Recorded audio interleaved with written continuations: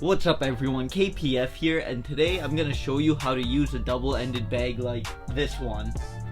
Before I explain to you why you should include this in your workouts and how you could include in your workouts, I'm just gonna do a quick 2, 3, maybe 5 minute warm-up.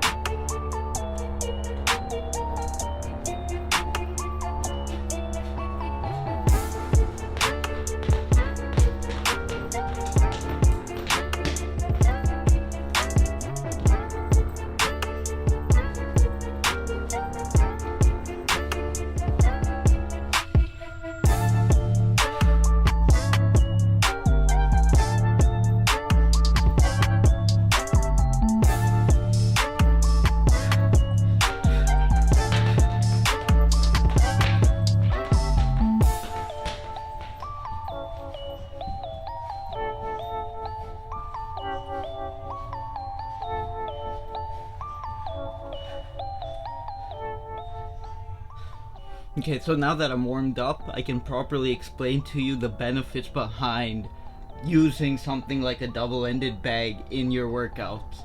So just to start off, there are the obvious ones, like you could build up your endurance and your arm endurance specifically, because you're gonna be just boxing on a bag for more than 5 minutes at a time, I'm assuming. And while you're working on the bag, moving around with your footwork or just throwing some combinations, you're gonna be building that endurance as you're doing it, because you're keeping your hands up and you're continuously moving. At least you want to be continuously moving and keeping your arms up the whole time while you are working on a heavy bag or a double-ended bag. Now, getting into the more specific improvements that you'll see while you train with a double-ended bag is stuff like your coordination between punches while you have gloves on. Your speed of punches as well as your timing of punches will also improve as you work on it, because as you can see, the bag moves a lot. So you can't always be throwing your punches, you have to time it correctly to actually hit your target. And building off of that, it's gonna work on your accuracy because the bag's gonna be moving a lot.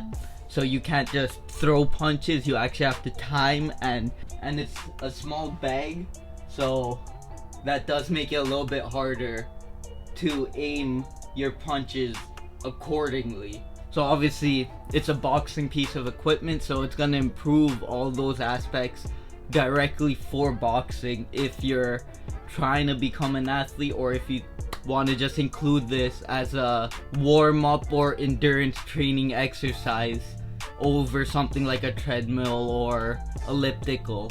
One thing I forgot to mention in the benefits is that it could also improve your rhythm, because again, with the movement you have to time it, and with the timing you need a rhythm to go along with it. So on a quick side note, you could get one like this I got off of Amazon. I'll have it linked down below. You'll have a good quality bag that'll probably last a little while. If you're not sure if you want to include this, I do have another video showing you how to make a double-ended bag, this one specifically, so I'll have that in the description as well. So some quick tips before we get into the combinations. You always want to have your hands up, blocking your face, and your elbows in. When you are dodging, you don't want to lean to the side like that too much, you just want a quick little head lean. And when you are blocking, you just want to block your face while you're doing so. You don't need to be blocking out here or down here. The blocks are mostly just to make sure your face is covered when you are in the ring. Okay, so we'll get into actually using a double-ended bag now. Okay, so when you are using a double-ended bag, if this is the first time you're using it, you just want to start with a simple jab. Get used to the timing of the bag, because it does move really quickly and it could get hard to time it, especially when you start throwing some combination. Like, you don't want to be just missing your target like that. You want to hit your target every time you punch, ideally. So a few combinations after you get used to just a jab is a jab cross. So it's just a simple 1-2. So it'll get you used to how much the bag will react once you start getting into the more advanced or complicated combinations. So once you got a hang of a simple 1-2, you can start throwing in some hooks or uppercuts into it as well. And you'll see this makes the bag move in different directions, so you're gonna have to move with the bag and time your punches accordingly. It'll become harder as you progress. So just to give you a quick demonstration of how it would look, I'm just gonna throw some few combinations that I like to do.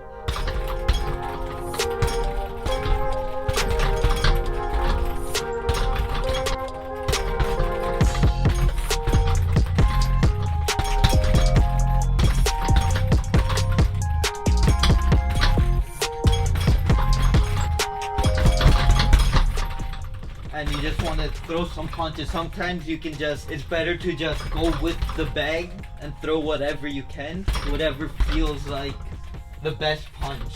So hopefully that gives you a little bit of an idea of how this bag moves and how it could improve all the aspects of boxing and your fitness that I mentioned earlier. So some extra tips when you are using this bag: you don't want to be throwing your hardest punches every time, because this is supposed to train your speed and accuracy rather than your power. And you don't have to be throwing your punches every time the bag comes to you. You could let it go for 1 or 2 and time your punches accordingly. So if I just let it bounce back and forth and then time it, I'm not just hitting it whenever it comes towards me. Because if you do that, you're gonna be throwing a lot of punches, and a lot of them most likely won't be hitting, at least in the beginning when you're still learning to use a double-ended bag. So if you enjoyed that video, don't forget to hit the like button and subscribe to my channel and turn on the post notification bell. Also comment down below the types of videos you want to see from me in the future. This saying shall then take the form of a super.